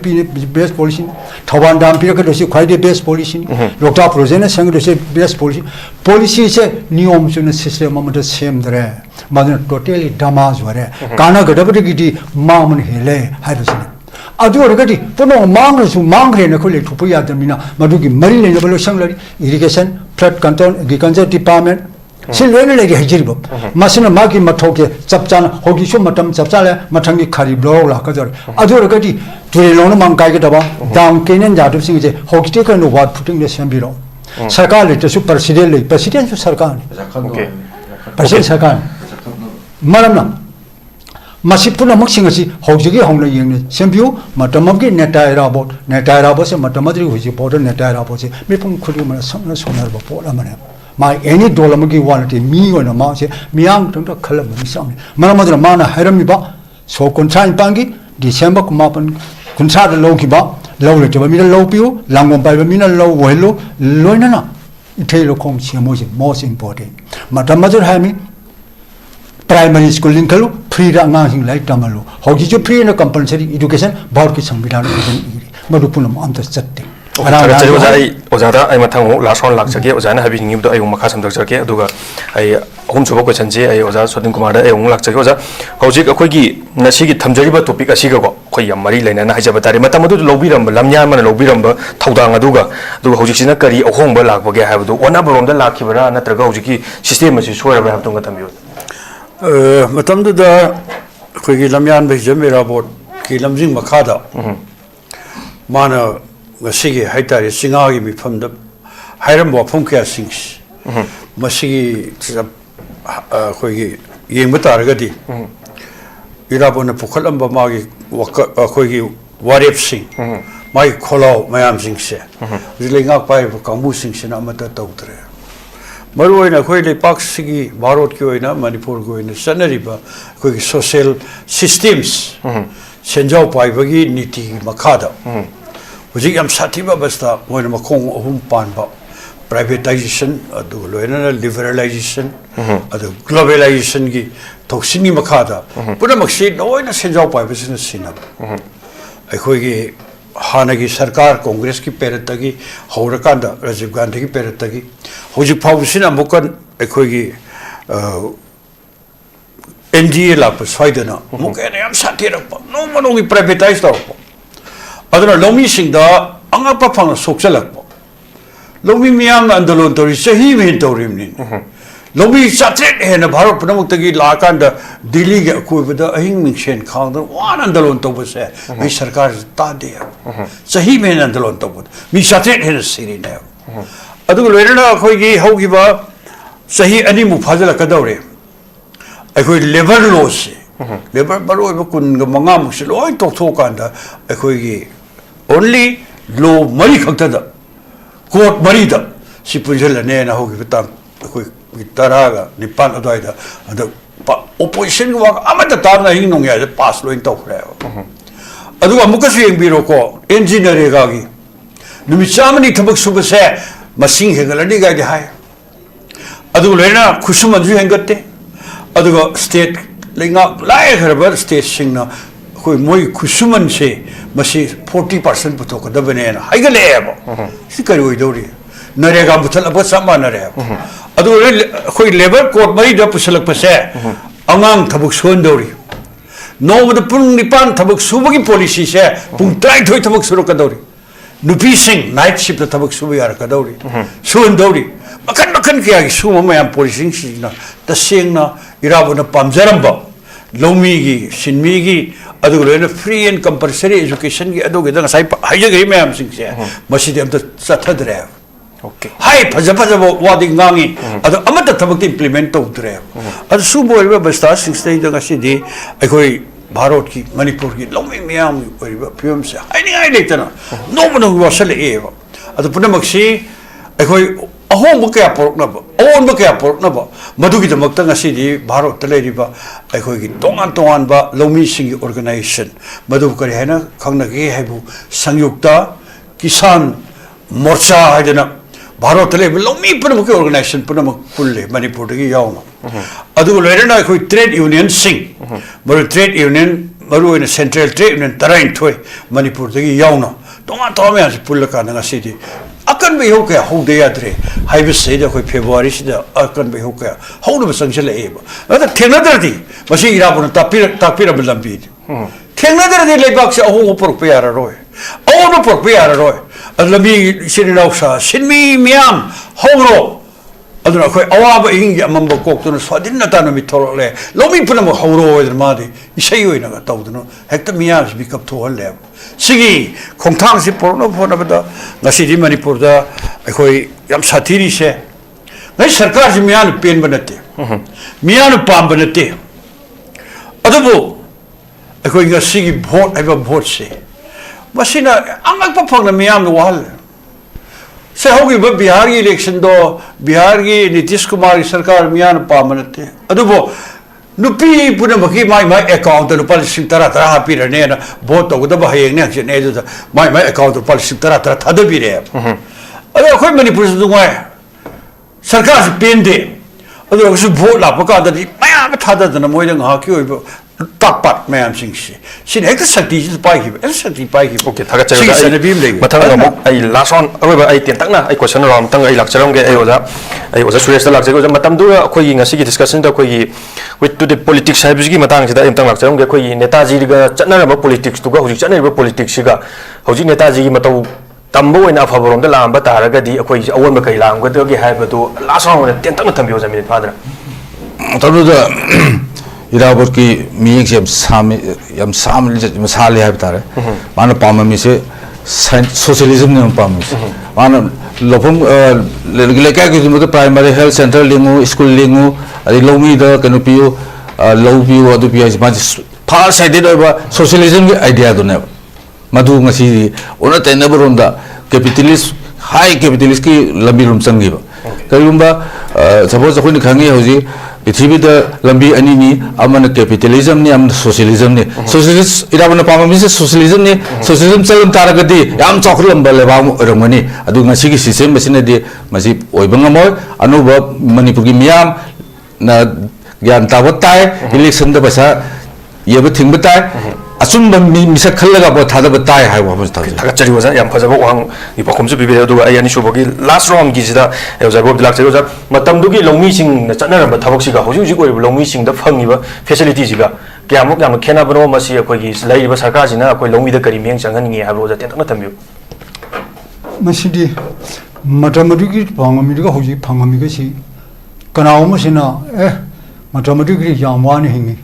ꯍꯧꯖꯤꯛꯅ ꯈꯔ ꯅꯨꯡꯉꯥꯏ ꯍꯥꯏꯕꯁꯤꯗꯤ ꯑꯌꯥꯝꯕꯁꯤ ꯑꯁꯣꯏꯅ ꯍꯥꯏꯔꯛꯀꯅꯤ ꯑꯩꯈꯣꯏꯒꯤ ꯑꯗꯨꯕꯨ all round ꯑꯩꯈꯣꯏꯅ ꯌꯦꯡꯕ ꯇꯥꯔꯒꯗꯤ ꯑꯩꯈꯣꯏ ꯃꯤꯑꯣꯏꯕꯁꯤ ꯀꯃꯥꯏꯅ ꯍꯤꯡꯒꯗꯧꯔꯤꯕꯅꯣ ꯃꯇꯝ ꯑꯗꯨꯒꯤ ꯄꯣꯄꯨꯂꯦꯁꯟ ꯌꯥꯝꯗ꯭ꯔꯤ ꯂꯧꯁꯨ ꯌꯥꯝꯅ ꯂꯩ ꯃꯤ ꯑꯃꯅ ꯂꯧ ꯄꯔꯤ 20-30 ꯄꯥꯏ ꯄꯥꯏꯗꯕꯅ ꯅꯤꯡꯊꯧꯅ ꯄꯥꯏꯕꯒꯤ ꯐꯤꯕꯝꯅꯤ ꯑꯗꯨ ꯑꯣꯏꯔꯒꯗꯤ ꯒꯁꯅꯥ ꯂꯨꯄꯥ ꯁꯤꯀꯤ ꯑꯃ ꯊꯤꯅꯤꯡꯉꯥꯏ ꯂꯩꯇꯗꯅ ꯒꯁꯅꯥ ꯊꯣꯛꯂꯛꯄꯗ ꯀꯥꯡꯒꯗ ꯂꯣꯜꯂꯤ ꯍꯥꯏꯕ ꯑꯩꯈꯣꯏꯅ ꯇꯥꯏ ꯍꯧꯖꯤꯛꯇꯤ ꯒꯁꯅꯥ ꯊꯤꯕ ꯊꯤꯗꯕꯒꯤ ꯀꯔꯤꯒꯨꯝꯕ ꯄ꯭ꯔꯣꯕ꯭ꯂꯦꯝ ꯑꯝꯇ ꯂꯩꯇꯦ ꯑꯗꯨ ꯄ꯭ꯔꯣꯕ꯭ꯂꯦꯝ ꯑꯁꯤ ꯂꯩꯔꯒꯗꯤ ꯑꯩꯈꯣꯏ ꯅꯨꯡꯉꯥꯏ ꯍꯥꯏꯅ ꯂꯧꯕ ꯌꯥꯔꯦ ꯑꯃꯨꯛꯀ ꯃꯇꯝ ꯑꯃꯒꯤ ꯒꯁꯅꯥ ꯊꯧꯕ ꯂꯥꯛꯄꯗ ꯎꯔꯅꯤ ꯈꯪꯈ꯭ꯔꯅꯤ ꯀꯩꯅꯣ ꯇꯧꯈ꯭ꯔꯅꯤꯅ ꯀꯥꯡꯒꯗ ꯂꯣꯠꯄ ꯍꯧꯖꯤꯛꯀꯤꯅ ꯒꯁꯅꯥ ꯊꯤꯕꯒꯤ ꯄ꯭ꯔꯣꯕ꯭ꯂꯦꯝ ꯑꯝꯇ ꯀꯔꯤꯝꯇ ꯂꯩꯇꯦ ꯄ꯭ꯔꯣꯕ꯭ꯂꯦꯝ ꯑꯣꯏꯔꯤꯕꯗꯤ ꯀꯔꯤꯅꯣ ꯍꯤꯡꯉꯤꯕꯁꯤꯗꯤ ꯀꯔꯤꯅꯣ ꯑꯩꯈꯣꯏꯅ ꯍꯤꯡꯉꯤꯕꯁꯤ ꯃꯤ ꯑꯣꯏꯅ ꯍꯤꯡꯕ꯭ꯔꯥ ꯃꯤꯑꯣꯏꯕ ꯑꯃ ꯑꯣꯏꯅ ꯍꯤꯡꯕ꯭ꯔꯥ ꯃꯤꯑꯣꯏꯕ ꯑꯩꯅ ꯑꯃ ꯍꯤꯡꯕ ꯇꯥꯔꯒꯗꯤ ꯁ꯭ꯇꯦꯟꯗꯔꯠ ꯑꯣꯐ ꯂꯤꯕꯤꯡ ꯂꯥꯛꯀꯅꯤ ꯃꯤ ꯑꯃ ꯑꯣꯏꯅ ꯍꯤꯡꯕ ꯇꯥꯔꯒꯗꯤ ꯄꯍꯤꯡ ꯑꯩꯈꯣꯏ ꯍꯧꯖꯤꯛ ꯄꯍꯤꯡ ꯍꯤꯡꯉꯤꯕꯅꯤ ꯃꯅꯤꯄꯨꯔꯁꯦ ꯑꯩꯈꯣꯏ ꯍꯧꯖꯤꯛ ꯄꯍꯤꯡ ꯍꯤꯡꯉꯤꯕꯅꯤ ꯑꯩꯒꯤ ꯌꯨꯝ ꯐꯖꯔꯦ ꯑꯩꯒꯤ ꯀꯩꯅꯣ ꯆꯥꯅꯤꯡꯉꯥꯏ ꯊꯛꯅꯤꯡꯉꯥꯏ ꯋꯥꯠꯇ꯭ꯔꯦ ꯍꯥꯏꯕ ꯋꯥꯈꯜ ꯑꯁꯤ ꯈꯜꯂꯛꯀꯅꯤ ꯑꯗꯨ ꯑꯣꯜ ꯔꯥꯎꯟ ꯌꯦꯡꯉꯛꯄ ꯀꯥꯟꯗꯗꯤ ꯑꯩꯈꯣꯏ ꯄꯨꯔꯥ ꯗꯤꯐꯤꯁꯤꯠ ꯇꯥꯏ ꯏꯗꯨꯀꯦꯁꯟ ꯃꯥꯏꯀꯩꯗꯤ ꯌꯦꯡꯉꯨꯔꯦ ꯄꯨꯔꯥ ꯁꯦꯜ ꯑꯣꯏ ꯏꯟꯗꯁꯇ꯭ꯔꯤꯒꯤ ꯃꯥꯏꯀꯩꯗꯤ ꯌꯦꯡꯉꯨꯔꯦ ꯄꯨꯔꯥ ꯐꯦꯜ ꯑꯣꯏ ꯏꯂꯦꯛꯁꯟꯒꯤ ꯀꯣꯝꯗ ꯌꯦꯡꯉꯨꯔꯦ ꯃꯥꯡꯗ ꯍꯥꯏꯈ꯭ꯔꯦ ꯍꯧꯖꯤꯛꯇꯤ ꯀꯔꯞꯁꯟꯅ ꯀꯥꯕꯅꯤ ꯈꯨꯗꯝ ꯑꯃ ꯑꯩꯅ ꯊꯝꯖꯒꯦ ꯑꯩ ꯃꯁꯤ ꯀꯅꯥꯕꯨ ꯕꯥꯏꯁꯀꯤ ꯋꯥꯐꯝ ꯂꯩꯇꯦ ꯃꯄꯨꯡ ꯐꯥꯕ ꯑꯦꯕꯁꯣꯂꯨꯠ ꯃꯦꯖꯣꯔꯤꯇꯤꯒꯤ ꯁꯔꯀꯥꯔ ꯂꯩꯔꯕ ꯑꯦꯕꯁꯣꯂꯨꯠ ꯃꯦꯖꯣꯔꯤꯇꯤꯒꯤꯗꯃꯛꯇ ꯁꯦꯟꯇꯔꯗ ꯁꯔꯀꯥꯔ ꯂꯩꯔꯕ ꯑꯗꯨꯒ ꯃꯅꯤꯄꯨꯔꯗ ꯏꯂꯤꯒꯦꯜ ꯃꯥꯏꯒ꯭ꯔꯦꯟꯁꯤꯡꯅ ꯏꯃꯤꯒ꯭ꯔꯦꯟꯁꯤꯡ ꯑꯁꯤꯅ ꯃꯣꯏꯒꯤ ꯗꯦꯃꯥꯟ ꯑꯃꯅꯤ ꯍꯥꯏꯅ ꯂꯥꯟ ꯇꯥꯛꯄ ꯀꯥꯟꯗ ꯀꯔꯤꯒꯨꯝꯕ ꯑꯝꯇ ꯈꯪꯍꯧꯗ꯭ꯔꯦ ꯀꯥꯏꯅ ꯈꯨꯠꯂꯥꯏ ꯊꯥꯕ ꯉꯝꯗꯕ ꯅꯠꯇ꯭ꯔꯒ ꯃꯣꯏ ꯃꯔꯛꯇ ꯇꯧꯅꯨꯅꯦ ꯍꯥꯏꯕꯁꯤ ꯕꯤꯆꯥꯔ ꯇꯧꯕ ꯉꯝꯗꯗꯅ ꯁ꯭ꯇꯤꯜ ꯆꯍꯤ 3 ꯐꯥꯔꯐꯥꯎꯗ ꯂꯩꯔꯤꯁꯤꯅꯗꯤ ꯄꯣꯂꯤꯇꯤꯀꯦꯜ ꯄꯣꯂꯤꯇꯤꯛꯁꯅꯤ ꯃꯁꯤ ꯄꯣꯂꯤꯇꯤꯛꯁꯦ ꯅꯦꯇꯥꯏꯔꯥꯕꯣꯅ ꯌꯦꯡꯕꯗ ꯑꯩꯈꯣꯏꯅ ꯍꯥꯏꯅ 1948ꯀꯤ ꯖꯨꯟꯒꯤ ꯂꯥꯁ ꯋꯤꯛꯇꯒꯤ ꯚꯣꯠ ꯇꯧꯕꯗ ꯅꯦꯇꯥꯏꯔꯥꯕꯣ ꯀꯥꯈ꯭ꯔꯦ ꯑꯗꯨꯒ ꯑꯣꯛꯇꯣꯕꯔꯒꯤ ꯇꯥꯡ 19ꯗ ꯑꯦꯁꯦꯝꯕ꯭ꯂꯤ ꯐꯝꯕ ꯍꯧꯔꯦ ꯃꯁꯤꯅ ꯑꯩꯈꯣꯏꯒꯤ ꯏꯟꯗꯤꯌꯥꯒꯤꯗꯃꯛꯇꯗꯤ ꯑꯍꯥꯟꯕ ꯚꯣꯠꯅꯤ ꯂꯧꯅꯔꯤꯕ ꯑꯣꯀꯦ ꯊꯥꯒꯠꯆꯔꯤ ꯑꯣꯖꯥ ꯑꯩ ꯂꯥꯁ ꯋꯥꯟꯁꯦ ꯑꯩ ꯃꯊꯪꯗꯤ ꯑꯩ ꯑꯣꯖꯥ ꯁꯣꯇꯤꯟ ꯀꯨꯃꯥꯔꯗ ꯂꯥꯛꯆꯒꯦ ꯑꯣꯖꯥ ꯃꯇꯝꯗꯨꯗ ꯑꯩꯈꯣꯏꯒꯤ CPIꯒꯤ ꯑꯩꯈꯣꯏꯒꯤ ꯃꯦꯝꯕꯔꯁꯤꯡꯅ ꯋꯥꯔꯛꯄ ꯃꯇꯝ ꯑꯗꯨ ꯆꯠꯂꯝꯕ ꯅꯤꯇꯤ ꯅꯤꯌꯣꯝꯁꯤꯒ ꯍꯧꯖꯤꯛꯀꯤ ꯑꯣꯏꯔꯤꯕꯒꯤ ꯆꯠꯅꯔꯤꯕ ꯑꯩꯈꯣꯏꯒꯤ ꯀꯩ ꯍꯥꯏꯅꯤ ꯑꯩꯈꯣꯏꯒꯤ ꯄꯣꯂꯤꯇꯤꯛꯁꯀꯤ ꯆꯠꯅ ꯂꯣꯟꯆꯠꯁꯤꯒ ꯀꯌꯥꯝ ꯌꯥꯝꯅ ꯈꯦꯠꯅꯕꯅꯣ ꯃꯇꯝꯗꯨꯗ ꯋꯥꯔꯛꯄꯒ ꯍꯧꯖꯤꯛ ꯇꯧꯔꯤꯁꯤꯒ ꯀꯌꯥꯝ ꯋꯥꯔꯛꯄꯅꯣ ꯑꯗꯣ ꯂꯥꯁ ꯋꯥꯟ ꯇꯦꯟꯇꯛꯅ ꯊꯝꯕꯤꯌꯨ ꯑꯩꯈꯣꯏꯒꯤ ꯄꯥꯔꯇꯤꯒꯤ ꯑꯩꯈꯣꯏꯒꯤ ꯂꯤꯗꯔꯁꯤꯡ ꯃꯦꯝꯕꯔꯁꯤꯡꯅ ꯌꯥꯝ ꯋꯥꯕ ꯃꯇꯝꯁꯦ ꯍꯥꯏꯅꯤꯡꯉꯥꯏ ꯂꯩꯇꯅ ꯃꯤꯌꯥꯝꯒꯤꯗꯃꯛꯇ ꯁ꯭ꯇ꯭ꯔꯒꯜ ꯀꯌꯥ ꯇꯧꯅꯕ ꯍꯣꯠꯅꯕꯗ ꯑꯩꯈꯣꯏ ꯂꯦꯞꯇꯅ ꯊꯦꯡꯅꯕꯒꯤ ꯏꯇꯤꯍꯥꯁ ꯃꯗꯨ ꯌꯥꯝ ꯊꯥꯒꯠꯅꯤꯡꯉꯥꯏ ꯑꯣꯏ ꯃꯗꯨꯗ ꯊꯦꯡꯅꯈꯤꯕ ꯏꯍꯧ ꯃꯗꯨꯗ ꯁꯥꯒꯠꯈꯤꯕ ꯑꯗꯨꯒ ꯑꯩꯈꯣꯏ ꯂꯤꯆꯤꯡꯂꯦꯟ ꯏꯔꯥꯕꯣꯠ ꯃꯁꯥꯃꯛꯁꯨ ꯁꯣꯛ 1994ꯒꯤ ꯁꯦꯞꯇꯦꯝꯕꯔꯒꯤ ꯇꯥꯔꯤꯛ 12ꯗ ꯄꯨꯔꯕꯥꯆꯜ ꯄ꯭ꯔꯗꯦꯁ ꯁꯦꯝꯕꯒꯤ ꯃꯥꯌꯣꯛꯇ ꯃꯅꯤꯄꯨꯔ ꯀꯥꯏꯕ ꯌꯥꯔꯣꯏ ꯑꯇꯩ ꯂꯝꯁꯤꯡꯒ ꯄꯨꯟꯁꯤꯟꯅꯕ ꯌꯥꯔꯣꯏꯅ ꯊꯦꯡꯅꯔꯨꯕꯗꯒꯤ ꯑꯩꯈꯣꯏ ꯏꯔꯝꯗꯝꯁꯦ ꯄꯣꯛꯆꯔꯤꯕ ꯑꯩꯈꯣꯏ ꯂꯨꯆꯤꯡꯂꯦꯟ ꯐꯥꯎꯕꯗ ꯃꯤꯔꯝꯗꯝ ꯕꯔꯃꯥꯗ ꯃꯥꯏ ꯄꯨꯟꯁꯤ ꯂꯣꯏꯈꯤ ꯌꯥꯝ ꯊꯦꯡꯅꯈꯤ ꯃꯥꯒꯤ ꯀꯩꯅꯣꯁꯦ ꯑꯗꯨꯃꯛꯅ ꯃꯤꯌꯥꯝ ꯄꯨꯝꯅꯃꯛꯅ ꯑꯃꯠꯇ ꯉꯥꯏꯔꯕ ꯂꯨꯆꯤꯡꯕꯗꯤ ꯏꯔꯥꯕꯣꯠꯅꯤ ꯍꯥꯏꯅꯔꯤꯁꯤꯅꯤ ꯑꯗꯣ ꯁꯤ ꯉꯁꯤꯗꯤ ꯑꯩꯈꯣꯏ ꯄꯥꯔꯇꯤ ꯀꯝꯃꯨꯅꯤꯁ ꯄꯥꯔꯇꯤꯁꯦ ꯑꯩꯈꯣꯏ ꯉꯁꯤꯁꯨ ꯑꯉꯛꯄ ꯐꯪꯅ ꯊꯦꯡꯅꯔꯤ ꯂꯔꯥꯏ ꯀꯌꯥ ꯇꯧꯔꯤ ꯁ꯭ꯇ꯭ꯔꯒꯜ ꯀꯌꯥ ꯇꯧꯔꯤ ꯇꯣꯉꯥꯟ ꯇꯣꯉꯥꯟꯕ ꯃꯍꯥꯛꯀꯤ ꯃꯥꯁ ꯐ꯭ꯔꯦꯟꯁꯤꯡ ꯅꯨꯄꯤꯒꯤ ꯁꯥꯇ꯭ꯔꯒꯤ ꯅꯍꯥꯔꯣꯟꯒꯤ ꯇ꯭ꯔꯦꯗ ꯌꯨꯅꯤꯌꯟꯒꯤ ꯂꯧꯃꯤꯒꯤ ꯃꯈꯜ ꯃꯈꯜ ꯃꯌꯥꯝ ꯑꯃ ꯊꯦꯡꯅꯔꯤ ꯑꯗꯨꯕꯨ ꯂꯥꯏꯕꯛ ꯊꯤꯕꯗꯤ ꯃꯇꯝꯗꯨꯒꯤ ꯁꯔꯀꯥꯔꯗꯤ ꯑꯣꯏꯔꯤꯕ ꯐꯤꯕꯝꯗꯨꯗꯤ ꯈꯔ ꯗꯤꯃꯣꯀ꯭ꯔꯦꯇꯤꯛ ꯑꯣꯏ ꯉꯁꯤꯗꯤ ꯗꯤꯃꯣꯀ꯭ꯔꯦꯁꯤ ꯂꯩꯇ꯭ꯔꯦ ꯃꯇꯝꯗꯨꯗ ꯄꯥꯜꯂꯝꯕ ꯁꯔꯀꯥꯔꯒ ꯈꯔ ꯀꯟꯅ ꯉꯥꯡꯕ ꯌꯥꯄꯣꯟꯇꯦ ꯑꯩ ꯏꯁꯥꯃꯛꯁꯤ ꯕꯦꯜꯗ ꯑꯩꯈꯣꯏꯒꯤ ꯄꯨꯂꯤꯁ ꯁ꯭ꯇꯦꯁꯟ 5ꯗꯒꯤ ꯕꯦꯜꯗ ꯂꯩ खर कने असि लाउरेदना हय नोर कांदा ए तंग बेलरे निको गाय की हनबा नत्र खरे हेजलरोगा ना तो फागे द तोबो अदु लेना मी सिंगसी मसी मागी लेतलारा अदु खुदोंग साबसे लुपासे लिसिंग ला मैं पिसला कांदा मदु माई काना बख उलकांदा मंगोंदा लेंगा पाइब काउंदु की मायो थेंना बंगमंदे सुंग याम साथीब अनडेमोक्रेटिक ओइबा साजत मैम सिम मरम मरकांदा अखोय लाउजरीबा थेंगरीबा द होनजरबे क्या सिंगसे मसी खरा थैदोक तुन सतपई वानी तबददी अखोय याम सेन हारगदी इराबोर लिखलम पार्टी मागी पार्टी कम्युनिस्ट पार्टी तोंगान तोंगान बा कंस्टिट्युएंसी 38 मागी अदुम local committee mass friend punamak sai mang da haijagri punamak se khoi yamni thina function tawbo adu sumathakta khoi gi lady ba lipak si any issue la matamda khoi party hujik mak sai haijagre engineer ga muthalani help se nimi chame thau madwai khoi madu ba thena aduna elotion jar kum samjeni se masimia na su communist party ko irabot ki party ko bata yamni thina full cooperation of PB Regadi, Atay Dor, Silmai, Marana, Satari Sajato, Madagi, a koi Taidoga, a home own the palm, Punamaki, put me never gi, Tangai Patamatam, Dora, and a pause. Takachariwaza, Yamna Wanjare, putting a Sigi Singer session, and it is relevant with today politics. Having Matang Sida was our home, the Tambiribasi, Netaji Gumba, Lamjing Bangamba, Gimatoktamsi, have been Tamjari, Takachari, Norris Widow, Dalokum, Tabiro, Mapuna, or the Kumjari.